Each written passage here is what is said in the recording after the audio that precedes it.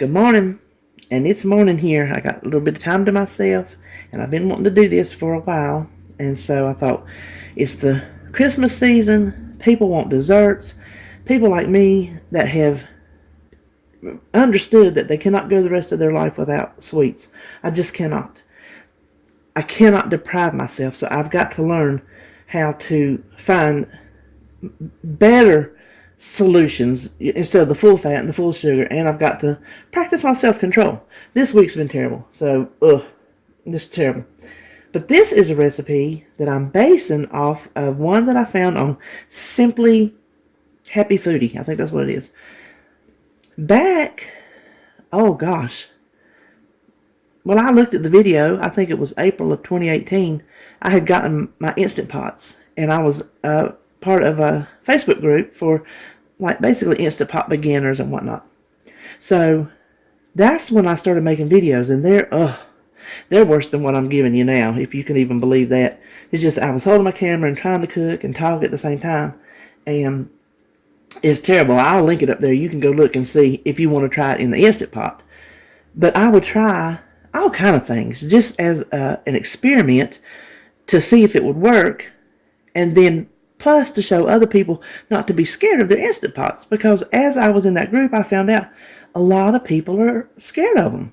They're not sure, first of all, how to use them, but second of all, they're scared, like the old days, that they're going to blow up or they're going to scorch their food. But if you follow the directions, you'll be fine. So anyway, that's why I did this, and I followed her recipe. Basically, I had a couple things I had to change just out of necessity. But since Weight Watchers has come around, I'm like, I really want to Weight Watcherify it in the oven.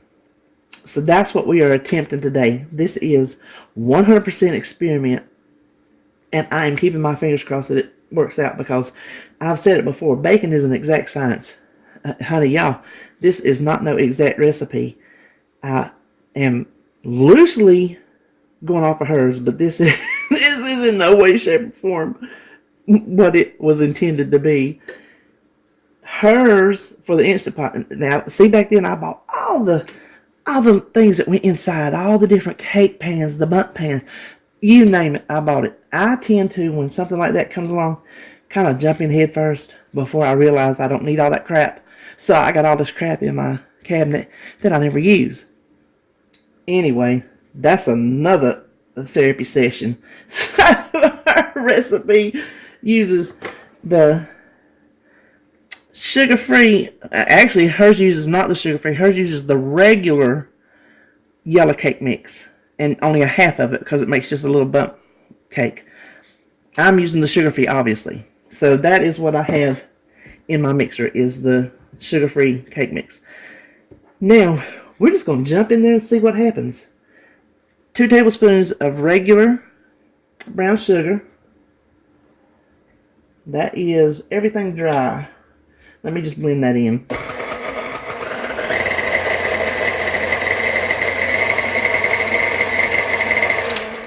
Okay, that would be good enough. Now, I'm not going to double the eggs because I have milk, I have this and that. So the box says 3 eggs. I'm going to stick with 3 eggs since I'm adding this other stuff in. So I have 3 eggs. And I'm not doing like a pound cake, you know, the old-timey days, one at a time. I'm just I'm just doing it. Then instead of oil, I'm going to use 1 whole. I'm not going to double the amount of oil. I'm just going to use 1 cup of the applesauce. If I doubled the oil, it would be 2/3 cup. But I don't want just a partial one of these laying around, so I'm just not going to do that. Now, if you can see me in the shot, I don't know if you can or not, but I still have on my sammies. We call these sammies in my house ever since my brother was little. Apparently he couldn't say whatever, because we've never called them PJ. We've always called them sammies. So I am still in my sammies this morning. My kids call them sammies. Sebastian up there, they call them jammies. So when I would tell him, when he got down here, I'm like, let's get your sammies on. He didn't know what I was talking about. So I'll have to either reprogram him or just go with the flow. I personally care for sammies. Anyway, That's the eggs and the applesauce. Now this is an extra addition. She used sour cream. I'm using nonfat Greek yogurt, plain, you know, and I'm not doubling it. I figure I'm just going to try half a cup.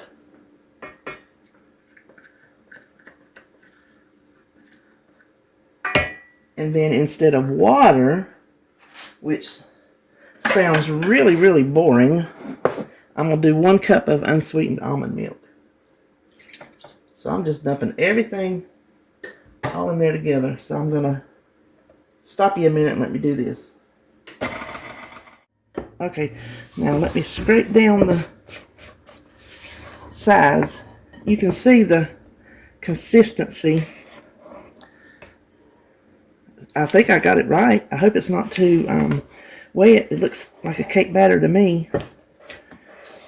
Now the 2 add-in ingredients I played with in the recipe builder until I got this where I thought it was manageable.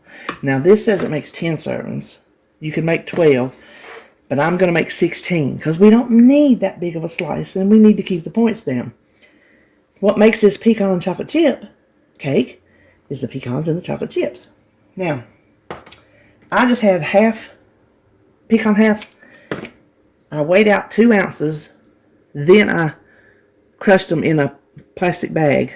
But I wanted you to see I left these bigger than I did when I made that sweet potato casserole because these don't need to go as far and they'll taste better if you have a bigger bite of a nut than just like almost a ground powder. So 2 ounces of chopped pecans.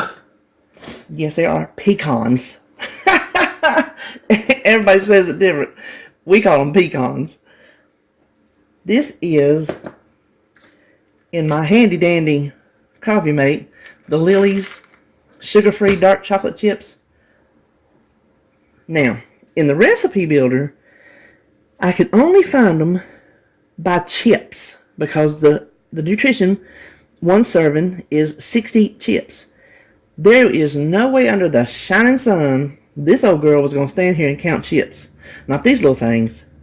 So I added my own entry for them, and I put in the grams.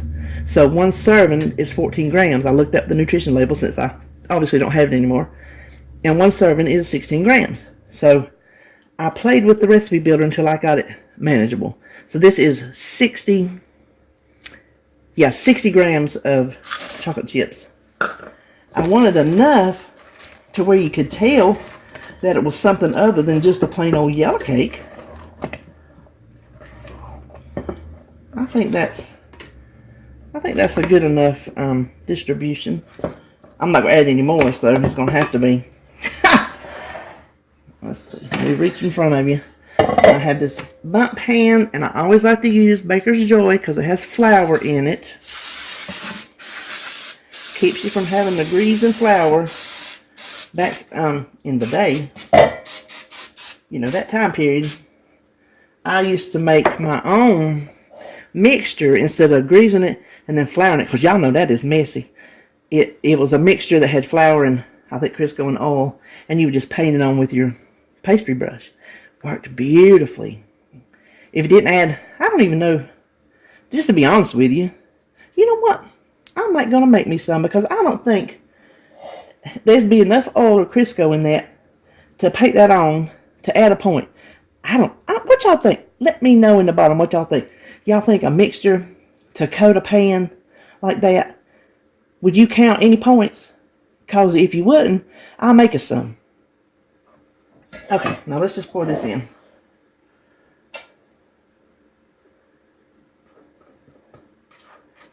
Yeah, it's a little loose, but we're going to see.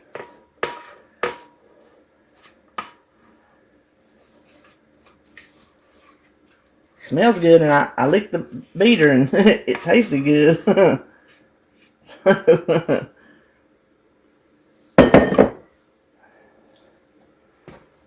Okay, now let's get your little bubbles out. Now the box says 325, but I bake everything at 350. Normally I follow these instructions, but since the cake is nowhere close to it, I'm just going to march to the beat of my own little oven. So I'm going to pop this in for 350. Do not know how long it's going to take. My first check is always 30 minutes, apparently. That's my thing. So I'm going to check it at 30 minutes, and by the time it gets through, obviously I'll come back and show you and let you know exactly how long it took. Okay, the cake took, let me pull it, let you see, 40 minutes. Now, it cracked around the top, and there's reasons why. I don't know. I don't I don't care enough to search it out, just to be frank with you. That's going to be on the bottom of the pan. Ain't nobody going to see it. My toothpick came out clean, so I'm good to go. Now, while that is cooling, I'm going to mix up a glaze. Now, the original recipe had like, it's not really a frosting or an icing or a glaze. It's kind of in between, but it was made with chocolate chips and heavy cream. And obviously, we're not going there. So I'm going to come up, again, we're keeping our fingers crossed. I'm going to try to come up with just a chocolate glaze, just to drizzle over the top. It takes it up 1 point because I'm using real powdered sugar. You can use, I have the Lakanto monk fruit powdered blend, but I decided I could do it for myself and save that point. But I thought, you know what, it's 1 point. A lot of y'all don't have that. So since I'm showing y'all, I figure I'll just use the real stuff. If you have the sugar-free powdered, by all means use it. Now, I'm gonna tell you about this powdered sugar. 3/4 of a cup took it up an extra point. I backed it down 1 tablespoon, and it dropped it back down that point. So this is 3/4 of a cup is 12 tablespoons. This is 11 tablespoons. You can count out your tablespoons, or you can do a half a cup for 8 tablespoons and add 3 to it, whichever be the easiest. So 11 tablespoons of powdered sugar. Then I'm going to add 2 tablespoons, which, I have got cocoa powder. This is my Hershey's cocoa. Cocoa powder all on the top of that. That's a mess. I'm going to add 2 tablespoons. I want it chocolatey, and I hope this makes it chocolatey.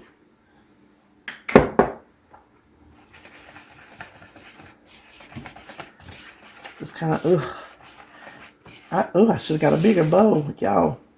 My little silicone is catching on the plastic and flicking, but I wanted to try to keep it quiet because sometimes those sounds pick up through the microphone more than my voice does, and I know it can be annoying. I know it can.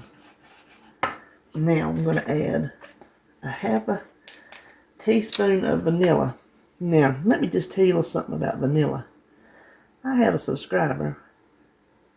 Lord, sweet woman. I ain't telling her name because she didn't say I could. She watched me make something, and I commented. I use this cheap imitation stuff because I can't afford the real. I can't afford the real thing. And she, oh my Lord, help us, y'all. She makes her own vanilla, and she sent me an email and want to know because she had my address because she wants to send me some of her homemade vanilla. I wish I had it for the cake, but I'm going to tell you what, when I get it, I will find something that takes vanilla and make it to use that homemade vanilla. You can bet your money on that. Now, if you make glaze, you know you better go easy on the liquid because you will go over it in just a hair's worth of liquid.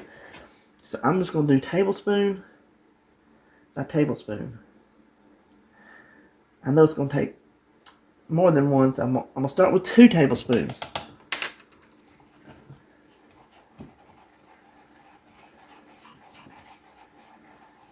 And you just keep going because even though, see, that looks real dry, the more you stir, the more that liquid goes out, and boy, oh boy. I don't really want to make it too thin either because I don't want it to drain all the way off of the cake. Okay. We're going to need another one. Ooh, that was a little bit heavy on the teaspoon.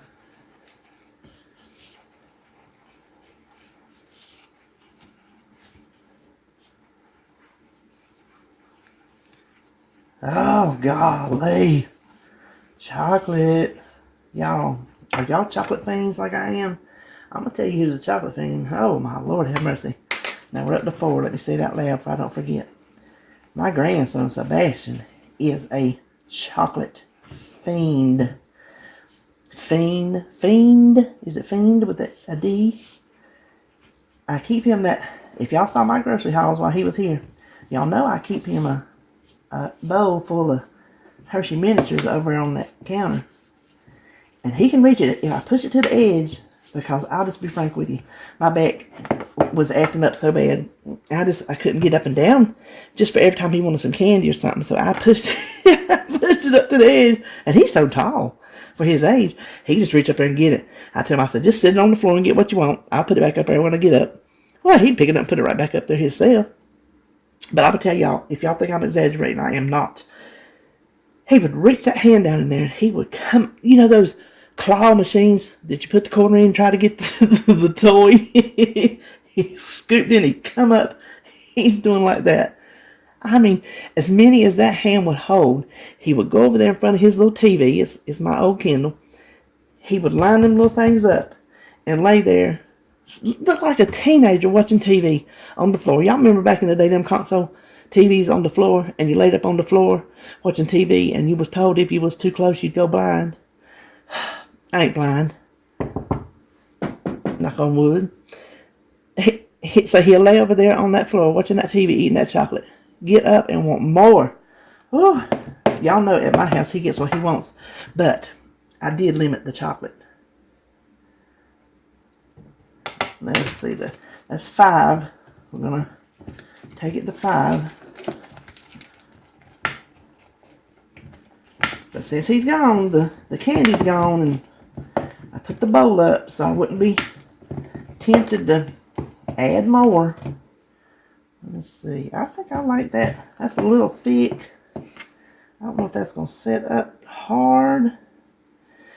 Let me go. See how drizzly that is? You know what? I'm going to leave it at the 4 teaspoons. And then once that cake cools, I'm going to see how this is set up. You know what? Hold on. I need to do this first.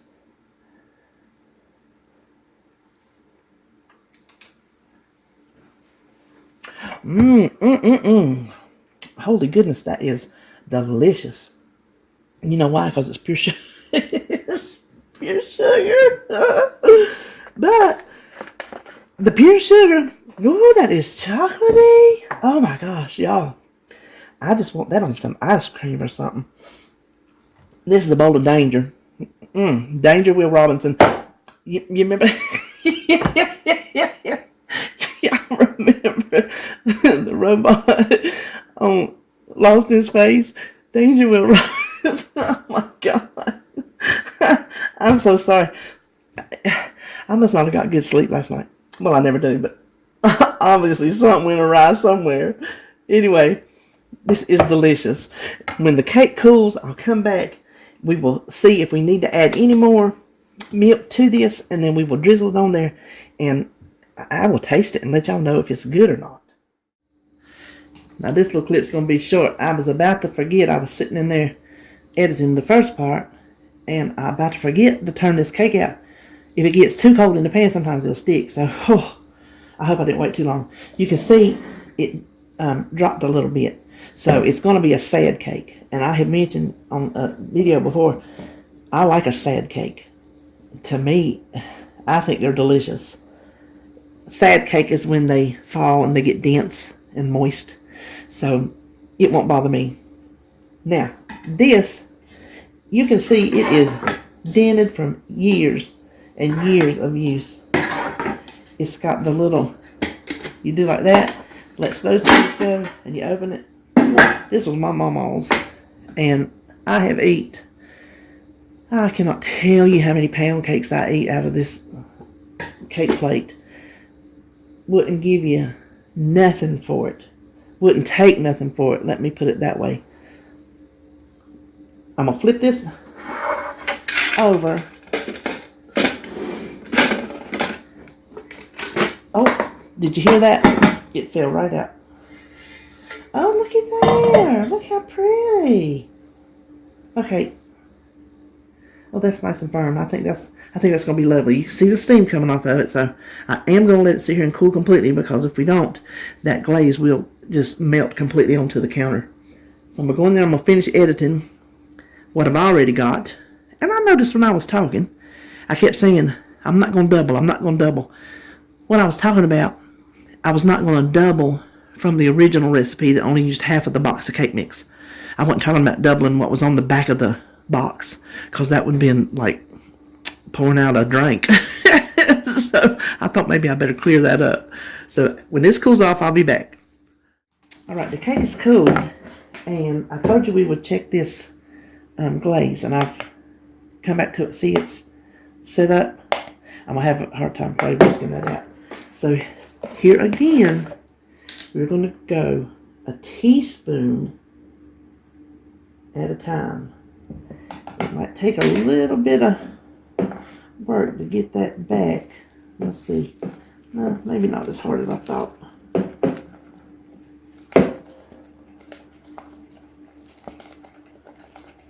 At least we know it'll harden up on the cake and not be all drippy gooey, which is delicious, but as far as sitting well in the cake plate, that one, I think I like that 1 teaspoon brought it back to a nice drizzling. Let me get a spoon. I meant to get more than a spoon, and I just got ahead of myself.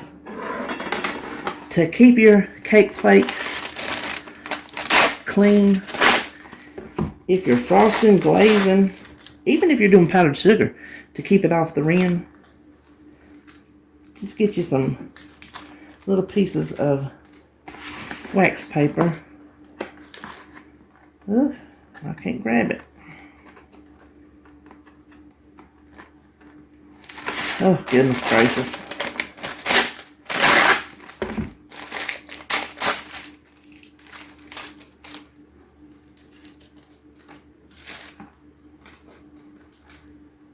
It's a heavy cake. I hope when I cut it, I didn't get too much wet ingredients.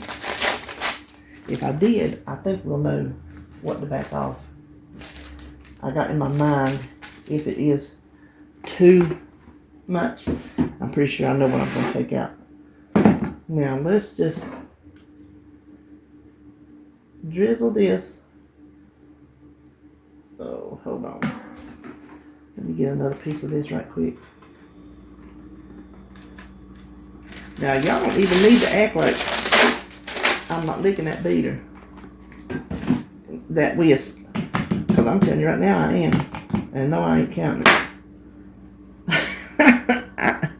Listen, I just tell you like it is. Okay. Now, I have mentioned I think, yes, I know for a fact, I mentioned in the video that I made in the Instant Pot with this cake that I don't make pretty food. And guess what has happened in over a year's time? I still don't. I do not have the flair for attractive food. I don't plate it attractive. I don't cook it attractive. We make it and eat it. And I really don't know how to do any better. I just don't have that gene. I'm creative. I'm a very creative person. But as far as being able to do stuff like this, I just don't have it. I think that's pretty the way that's going around. That's not too bad. I'll take it. And guess I'm going to lick that spoon too. Now, I want to let that set up before I pull out the wax paper, but I want to go ahead and cut it and taste it for you. I determined, we said 16 servings, so that's going to be 8 on each side. So there's half, there's half. It's just us at home, so it doesn't matter if it's got these little, where I can see what I'm doing. So then I think if I do half here, I can do 1, 2. Is that about close enough, y'all think? Okay. Well, it cuts nice. I think that's a good enough size piece for a little cake fix. I mean, you can eat bigger if you want. I am not one to tell somebody how much to eat. Trust me on that. Okay. I think that's a, now you can see, let me see if I can get in the light. You can see it is sad. It's not fluffy dry, but I got a sneaking suspicion it's going to be very tasty.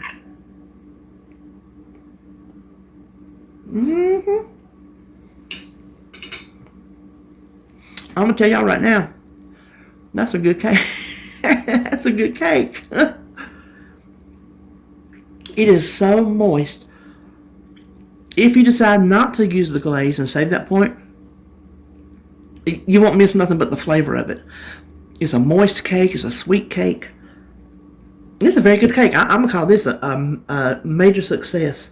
So I think when David gets home from work, which is so funny, because when I made it in the Instant Pot, I was waiting on him to come in from work so he'd have a cake. So when he comes in today, he'll have a cake again. So there you go. There is our pecan chocolate chip Bundt cake. I think the green is going to be the same as purple and blue. Hadn't flipped over and checked it yet, because I don't think 3 eggs and 16 servings is going to add a point. I really don't. I could be wrong, but I'm going to check it. I'll have it down there for you. So 16 servings without the glaze, 4 points for that little piece of cake. What would you say, muffin size? 5 points if you have that bit of glaze on it. To me, it's worth it.